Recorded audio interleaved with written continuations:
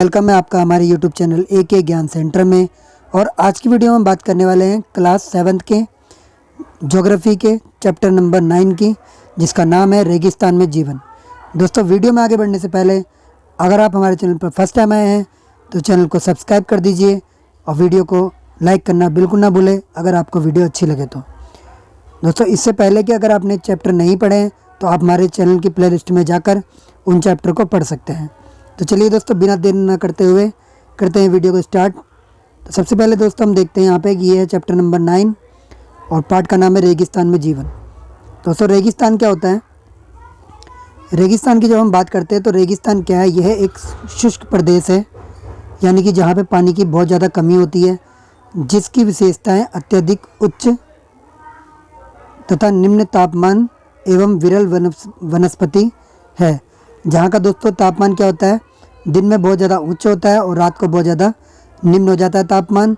और यहाँ पे वनस्पति बहुत ही कम पाई जाती है, यानी कि पेड़ पौधे बहुत ही कम मात्रा में पाए जाते हैं, कम संख्या में पाए जाते हैं। तो देखते हैं पार्ट में तो कहाँ पे रेगिस्तान में जीवन है और किस प्रकार का जीवन होता है, ये हम इस पार्ट में पढ़ने वाले हैं। दोस्तों, चैनल पर नए हैं तो चैनल को सब्सक्राइब जरूर करिए। वीडियो अच्छी लग रही है तो वीडियो को लाइक करना बिल्कुल ना भूलिए।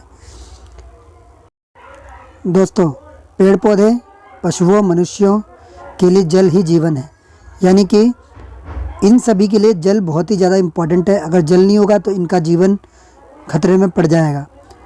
पीने के लिए जल ना हो, मवेशियों के चरने के लिए घास ना हो, फसलों को उगाने के लिए जल ना हो, ऐसे स्थान पर किसी भी जीव के लिए जीवन जीना क्या होगा? बहुत ही ज़्यादा कठिन होगा। अगर हम किसी ऐसे स्थान पर रहते हैं जहाँ पे जल ना हो तो उस स्थान पर जीवन जीना बहुत ही ज़्यादा कष्टदायी हो सकता है और होगा।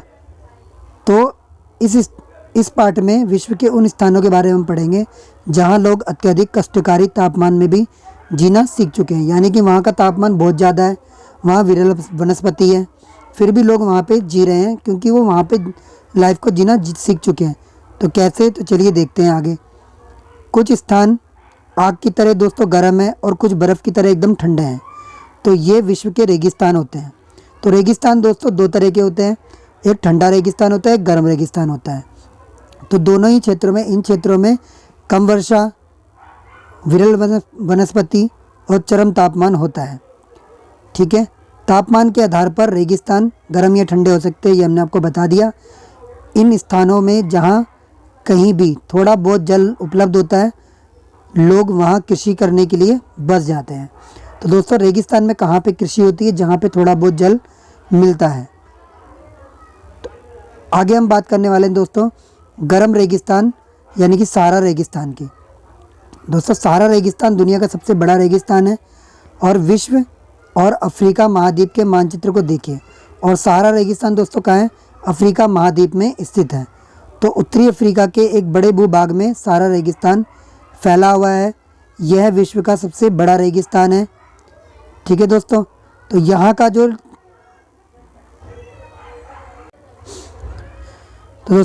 जो क्षेत्रफल है वो क्या है? 8.54 मिलियन वर्ग किलोमीटर है। और अगर हम भारत के क्षेत्रफल की बात करें तो यह है 3.28 मिलियन वर्ग किलोमीटर।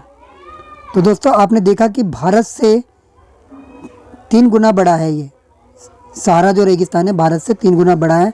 तो सहारा रेगिस्तान को दोस्तों 11 देशों ने घेरा हुआ है। वो कौन कौन से देश हैं? वो है अल्जीरिया, चाड, मिस्र, Libya, Mali, Mauritania, Morocco, Niger, Sudan, Tunisia और पश्चिमी सहारा। तो दोस्तों, ये वो 11 देश है जिन्होंने सहारा मरुस्थल को घेरा हुआ है चारों तरफ से। तो दोस्तों, रेगिस्तान के बारे में सोचते ही हमारे दिमाग में क्या आता है? तुरंत हमको रेत दिखने लगती है। जैसे हम इमेजिन करते हैं रेगिस्तान तो हमको रेत दिखने लगती है, परंतु सहारा मरुस्थल बालू की विशाल परतों से ढका हुआ है। तो यहाँ पे क्या है? चारों तरफ रेती रेत है और इसके अलावा यहाँ बजरी के मैदान हैं और नग्न चट्टानी, यानी कि चट्टानें भी यहाँ पे पाई जाती हैं, जो कि पठार की तरह ऊपर उठी हुई है। और ये चट्टानें 2500 मीटर से भी अधिक ऊंची है। ठीक है दोस्तों, तो सिर्फ यहाँ पे रेगिस्तान ही नहीं है, तो ये चीज़ भी यहाँ पे मिलती है, चट्टानें भी मिलती है।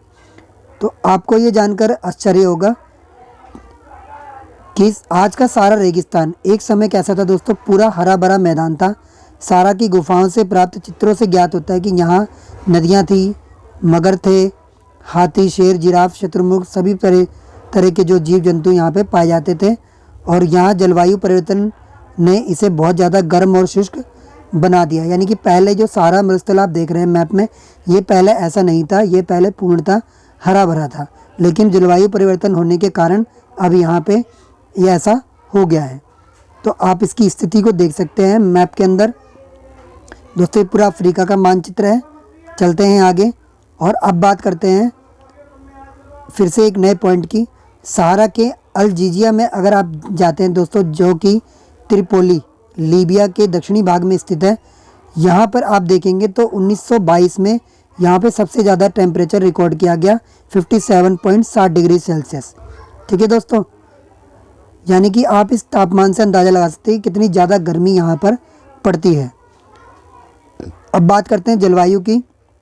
तो सहारा रेगिस्तान की जो दोस्तों जलवायु है वो अत्यधिक गर्म और शुष्क है, और यहाँ की वर्षा ऋतु अल्पकाल के लिए होती है। यानी कि जो यहाँ पे वर्षा होती है वो थोड़े समय के लिए होती है। आकाश कैसे होते हैं, बादल रहित, यानी कि आकाश को आप देखेंगे तो वहाँ पे बादल आपको ना के बराबर दिखेंगे या दिखेंगे नहीं।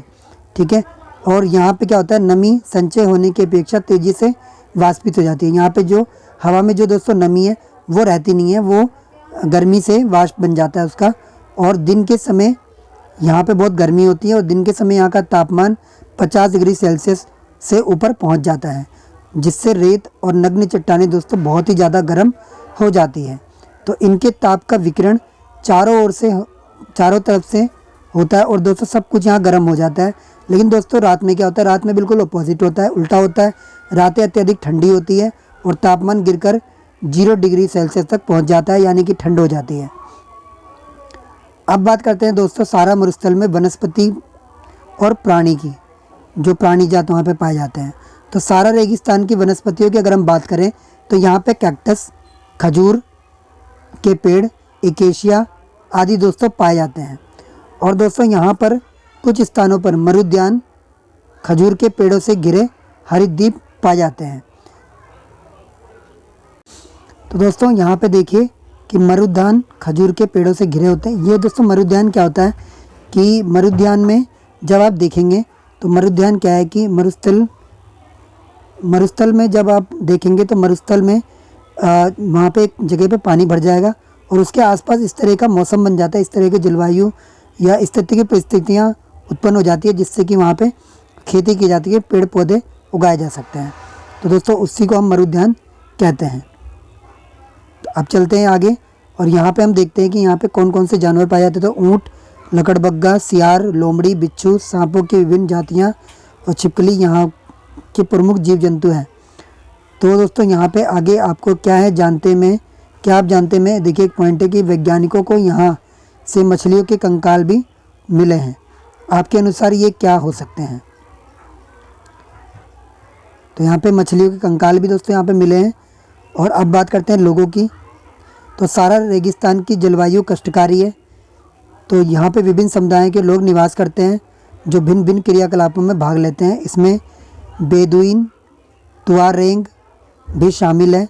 चलवासी जनजाति वाले ये लोग बकरी, भेड़, ऊँट और घोड़े जैसे पशुधन को पालते हैं। तो दोस्तों इस तरह के जानवर को ये लोग पालते हैं, बकरी, भेड़, ऊँट, घोड़े, जो कि किसी न किसी प्रकार से कुछ ना कुछ भोजन उपलब्ध कराते हैं और कुछ ना कुछ इनकम उपलब्ध कराते हैं।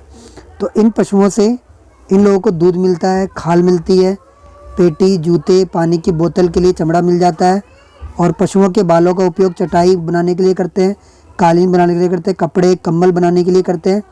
धूल भरी आंधियाँ रेगिस्तान में चलती रहती है, तो गर्म वायु और धूल भरी आंधियों से बचने के लिए लोग भारी वस्त्र पहनते हैं। तो सहारा में मरुद्यान एवं मिस्र में नील की घाटी लोगों को निवास में बहुत ज़्यादा दोस्तों मदद करती है। तो यहाँ जल की उपलब्धता होने से लोग खजूर के पेड़ उगाते हैं। और यहाँ चावल, गेहूँ, जौ, सेम जैसी और फसलें भी उगाई जाती है। मिस्र में उगाई जाने वाली कपास दोस्तों पूरी दुनिया में सबसे ज़्यादा दोस्तों फेमस है, प्रसिद्ध है। ये दोस्तों बहुत ही ज़्यादा इंपॉर्टेंट पॉइंट है आपके पेपर के अकॉर्डिंग। और आगे देखते हैं क्या है। आगे हम बात करें कि तेल की खोज में संपूर्ण विश्व में अत्यधिक मांग वाले इस उत्पाद का अल्जीरिया, लीबिया, मिस्र में होने के कारण सहारा रेगिस्तान में तेज़ी से परिवर्तन हो रहा है। अब इस क्षेत्र में अन्य महत्वपूर्ण खनिजों में लोहा, फास्फोरस, मैग्नीज और यूरेनियम दोस्तों सम्मिलित है। यानी कि ये सारे खनिज सहारा रेगिस्तान में पाए जाते हैं। तो सहारा की सांस्कृतिक जीवन शैली में भी परिवर्तन धीरे धीरे आ रहा है। आज यहाँ पे आप देखेंगे तो मस्जिदों से ऊंचे कांच की खिड़कियों वाले भवन, ऊँटों के प्राचीन मार्ग के स्थान पर सुपर महामार्ग बन गए हैं। नमक के व्यापार में ऊँटों का स्थान दोस्तों ट्रकों ने ले लिया है। पहले जो नमक का व्यापार किया जाता था वो ट्रकों के माध्यम से नहीं किया जाता था, पहले ऊँटों के माध्यम से किया जाता था, अब ट्रकों के माध्यम से किया जाता है। तो तुआरेग लोग विदेशी पर्यटकों के लिए मार्गदर्शक का काम कर रहे हैं। आज अनेक चलवासी जनजाति के लोग शहरी जीवन की ओर जा रहे हैं, जहां तेल और गैस के कार्यों में उन्हें नौकरी ढूंढ रहे हैं वो लोग। अब यहाँ पे एक पॉइंट दिया है, क्या आप जानते हैं हमें, जब रेत को पवन उड़ा ले जाती है तो वहाँ क्या हो जाता है, वहाँ पे गर्त बन जाता है, एक दोस्तों खाई टाइप बन जाती है, जहाँ गर्त में भूमिगत जल सतह पर आ जाता है। तो यहाँ पे क्या होता है कि जो ज़मीन का जल है वो ऊपर उस गर्त में भर जाता है और वहाँ पे क्या बन जाता है, मरुद्यान बन जाता है, एक झील की तरह बन जाता है। और इसके आसपास की जो भूमि होती है वो उपजाऊ हो जाती है, तो लोग इसके आसपास निवास करते हैं, खजूर के पेड़ उगाते हैं, अन्य फसलें भी यहाँ पे उगाते हैं। तो कभी कभी ये मरुद्यान असामान्य रूप से बड़ा हो जाता है, बड़ा भी हो सकता है, छोटा भी हो सकता है। मोरक्को की अगर हम बात करें तो मोरक्को में टैफी लालेट मरुद्यान ऐसा ही एक विशाल मरुद्यान है जो 13,000 वर्ग किलोमीटर के क्षेत्र में फैला हुआ है। ये दोस्तों बहुत ही ज़्यादा इम्पोर्टेंट है, एग्ज़ाम में पूछा जा सकता है ये वाला पॉइंट। उसके बाद अब दोस्तों हम आगे हैं, भारत के बारे में बात करेंगे आगे। तो अब दोस्तों हमने गर्म रेगिस्तान पढ़ लिया, किस तरह का होता है, कैसे वहाँ पे जीव जंतु पाए जाते हैं, कैसी वहाँ की जलवायु है, सब कुछ हमने देखा। अब हम बात करेंगे ठंडे रेगिस्तान की। तो दोस्तों ठंडा रेगिस्तान आपको कहाँ देखने को मिलेगा, ठंडा रेगिस्तान आपको लद्दाख में देखने को मिलेगा। तो लद्दाख दोस्तों दो शब्दों से मिलकर बना है, ला और दाख। तो ला का अर्थ क्या होता है, पर्वतीय दर्रा, और दाख का अर्थ होता है देश। तो यहाँ की यानी कि पर्वतीय दर्रों का देश है लद्दाख, इसलिए यहाँ का नाम लद्दाख दोस्तों रखा गया है। तो जम्मू एवं कश्मीर के पूर्व में दोस्तों बृहत हिमालय में स्थित लद्दाख एक क्या है, ठंडा रेगिस्तान है। इसके उत्तर में काराकोरम पर्वत श्रेणी है, दक्षिण में जास्कर पर्वत है, और लद्दाख से होकर अनेक नदियाँ बहती है, जिसमें सिंधु नदी दोस्तों प्रमुख है। सिंधु नदी आपने कई बार पढ़ रखी है कि 6th क्लास में पढ़ा होगा। ये नदियाँ गहरी घाटियों, महाखंड गाज का निर्माण करती है। लद्दाख में अनेक हिमनदियाँ जैसे ग्रेंगी हिमानी दोस्तों यहाँ पे हैं। तो यहाँ से इन हिमानियों से ही दोस्तों क्या होता है, नदियाँ बहकर आती हैं। तो लद्दाख की ऊंचाई कारगिल में दोस्तों कितनी है, 3000 मीटर, और काराकोरम में 8000 मीटर से भी दोस्तों अधिक यहाँ की ऊंचाई है। तो अधिक ऊंचाई के कारण यहाँ की जलवायु अत्यधिक शीतल और दोस्तों कैसी होती है, शुष्क होती है। ठीक है, और इस ऊंचाई पर वायु परत पतली होती है। दोस्तों हवा का दबाव जितनी ऊंचाई पर आप जाएंगे उतना दोस्तों कम होता जाएगा, और जितना समुद्र के सतह पर जाएंगे उतना दबाव ज़्यादा होता जाएगा। तो सूर्य की गर्मी की अत्यधिक तीव्रता महसूस होती है यहाँ पर। तो ग्रीष्म ऋतु में दिन के समय तापमान 0 डिग्री सेल्सियस से कुछ ही अधिक होता है, और रात में तापमान -30 डिग्री सेल्सियस चला जाता है। तो शीत ऋतु में बर्फीला ठंडा यह बर्फीला ठंडा हो जाता है। तापमान लगभग -40 डिग्री सेल्सियस के नीचे ही रहता है, क्योंकि यह हिमालय के वृष्टि छाया क्षेत्र में स्थित है। यहाँ वर्षा दोस्तों क्या होता है, बहुत ही ज़्यादा कम यहाँ पे वर्षा होती है। तो इस पॉइंट को हम देख लेते हैं। क्या आप जानते हैं हमें, पृथ्वी के सबसे ठंडे स्थानों में से दोस्तों एक है द्रास, जो कहाँ पे स्थित है, जो लद्दाख में स्थित है। तो इससे दोस्तों क्या साबित होता है कि ये बहुत ही ज़्यादा ठंडा इलाका है लद्दाख। तो दोस्तों अब आपके सामने लद्दाख का मैप मैंने रख दिया है। देखिए लद्दाख दोस्तों जम्मू कश्मीर का हिस्सा था पहले। अब दोस्तों क्या कर दिया गया है कि मोदी सरकार ने लद्दाख को दो पार्ट में जम्मू कश्मीर को दो भागों में बांट दिया और एक को बना दिया जम्मू कश्मीर जो कि केंद्र शासित प्रदेश है और दूसरे को बना दिया लद्दाख, ये भी दोस्तों केंद्र शासित प्रदेश है। यानी कि दोस्तों यहाँ पे केंद्र सरकार का शासन अब चलेगा। तो दोस्तों ये इससे इस पार्ट पे कोई असर नहीं पड़ता। ये जो लद्दाख का इलाका है यही दोस्तों इसी की हम बात कर रहे हैं, यही दोस्तों बहुत ज़्यादा ठंडा इलाका है जिसे हम ठंडा रेगिस्तान भी कहते हैं। चलिए आगे देखते हैं क्या है पार्ट के अंदर। तो दोस्तों मुश्किल से 10 सेंटीमीटर दोस्तों यहाँ पे वर्षा होती है, यानी कि बहुत ही कम दोस्तों यहाँ पे वर्षा होती है।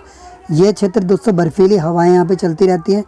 तेज जलाने वाले सूर्य का ताप का अनुभव यहाँ पे किया जाता है। और यह जानकर आपको आश्चर्य होगा कि यदि आप सूर्य की धूप में इस तरह बैठे कि आपके पैर छाया में हो और आपका एक समय पर ही ऊष्माघात हो जाएगा और तुषार अपघात से आप ग्रसित हो जाएंगे। तो आपको दोस्तों ऊष्माघात हो जाएगा। तो ऊष्माघात दोस्तों क्या होता है कि इसमें क्या होता है कि मनुष्य का शरीर का तापमान एकाएक बढ़ जाता है या घट जाता है या बढ़ जाता है, ठीक है। तो दोस्तों इसको हम कहते हैं ऊष्माघात। उसके बाद हम बात करेंगे क्या आप जानते हैं पॉइंट की, तो लद्दाख को दोस्तों खापा चांद भी कहते हैं जिसका अर्थ होता है हिम भूमि यानी कि बर्फ़ की भूमि। उसके बाद अगला जो पॉइंट है वो है क्या आप जानते हैं चीरू या तिब्बती एंटीलोप एक विलुप्त प्राय जीव है। दोस्तों एक जीव है जिसको चीरू कहते हैं।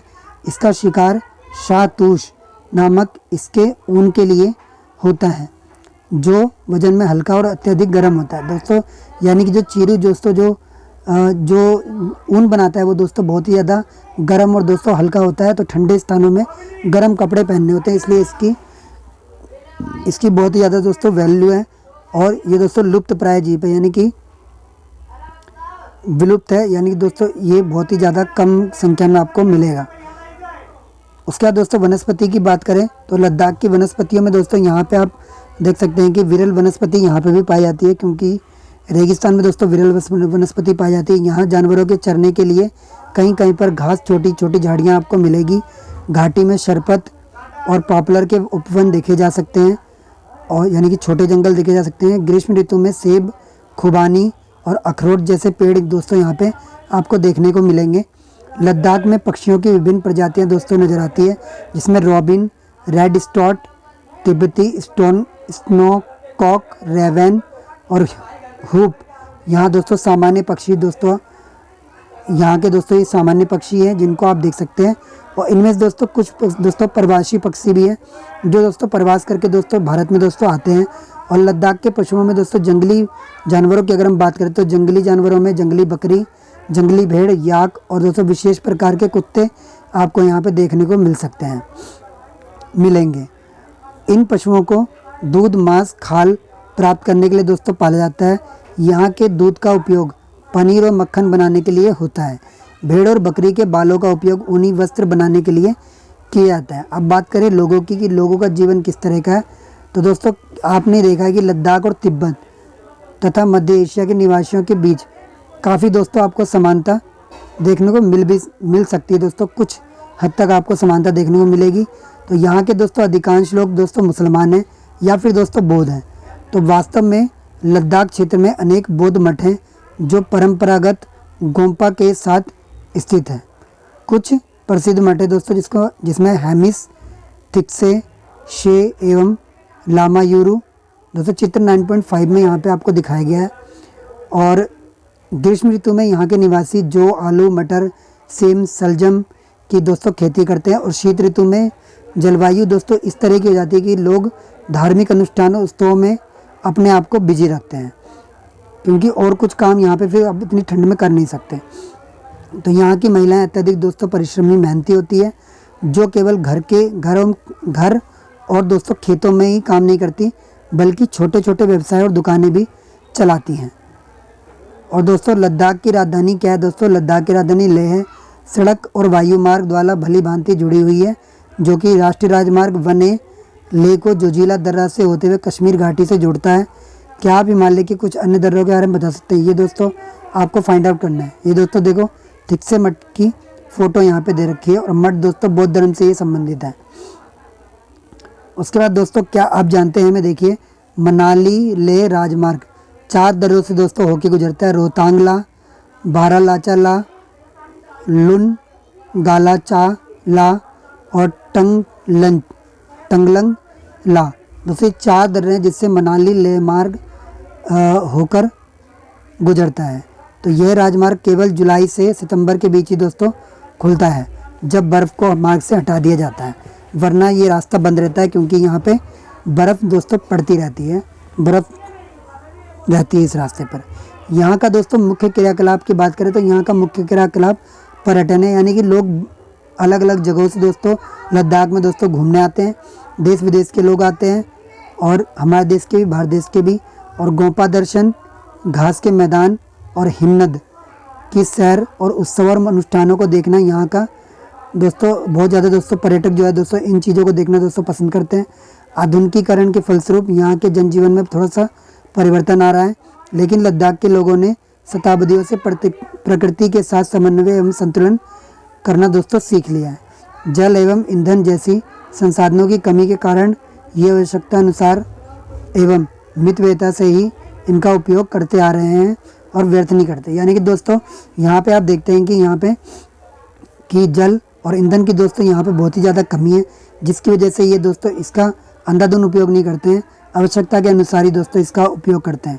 यहाँ दोस्तों नीचे फ़ोटो में देखिए आपको यहाँ पे बारालाचाला की फ़ोटो दिखा रखी है और यहाँ पे आप लद्दाख की जो महिलाएं हैं उनकी वेशभूषा को देख सकते हैं। अब दोस्तों बात करते हैं MCQ की। तो MCQ में दोस्तों आप देखेंगे कि अगर ये 4 MCQ आप स्वयं कर लेते हैं तो इसका मतलब 6 MCQ, तो इसका मतलब दोस्तों पार्ट पे आपकी कमांड हो चुकी है। तो देखिए दोस्तों पहला जो क्वेश्चन है वो है सहारा रेगिस्तान के किस भाग में स्थित है। तो सहारा दोस्तों उत्तरी भाग में स्थित है। सहारा किस प्रकार का रेगिस्तान है। तो सहारा दोस्तों गर्म रेगिस्तान है। लद्दाख रेगिस्तान के अधिकांश निवासी दोस्तों बौद्ध या फिर दोस्तों मुसलमान हैं। रेगिस्तान की विशेषता क्या होती है कि वहाँ पर अल्प जल वाष्पन होता है, नहीं दोस्तों यहाँ पे अधिक जल वाष्पन होता है, अधिक वर्षा नहीं होती यहाँ पे, तो विरल वनस्पति यहाँ पे पाई जाती है। लद्दाख में हेमिस प्रसिद्ध है। तो दोस्तों हेमिस क्या है दोस्तों, एक बौद्ध मठ है, अभी अभी हमने आपको बताया था। और मिस्र निम्नलिखित फसल के लिए प्रसिद्ध है। तो मिस्र में दोस्तों कौन सी फसल के लिए प्रसिद्ध है। तो मैंने आपको बताया था कि कपास जो है दोस्तों, ये मिस्र की जो कपास है पूरे विश्व में दोस्तों बहुत ज़्यादा फेमस है, प्रसिद्ध है। तो दोस्तों इस पार्ट से जुड़े दोस्तों कोई भी अगर आपके डाउट है, कोई भी क्वेश्चन आपको समझ में ना आया हो या कोई पार्ट का पॉइंट समझ में ना आया, तो आप हमें कमेंट बॉक्स में कमेंट करना ना भूलें, हम उस पर फिर से वीडियो बना देंगे। नहीं तो दोस्तों आपको कमेंट के थ्रू आपको बता देंगे, आपको दोस्तों पूरी तरह से समझ में आ जाएगा। दोस्तों इस तरह की वीडियो से दोस्तों इस तरह की वीडियो देखने के लिए जुड़े रहिए हमारे चैनल से। और अगर आप हमारे चैनल पर फर्स्ट टाइम आए हैं तो दोस्तों चैनल को सब्सक्राइब जरूर करिए। दोस्तों आपका सब्सक्राइब दोस्तों हमें मोटिवेट करता है इस तरह की वीडियोस बनाने के लिए। और दोस्तों आप इस वीडियो को लाइक करिए अगर आपको अच्छी लगी हो, शेयर करिए अपने दोस्तों और रिश्तेदारों के साथ ताकि वो भी वीडियो को देख के अपनी नॉलेज को अपडेट कर सकें।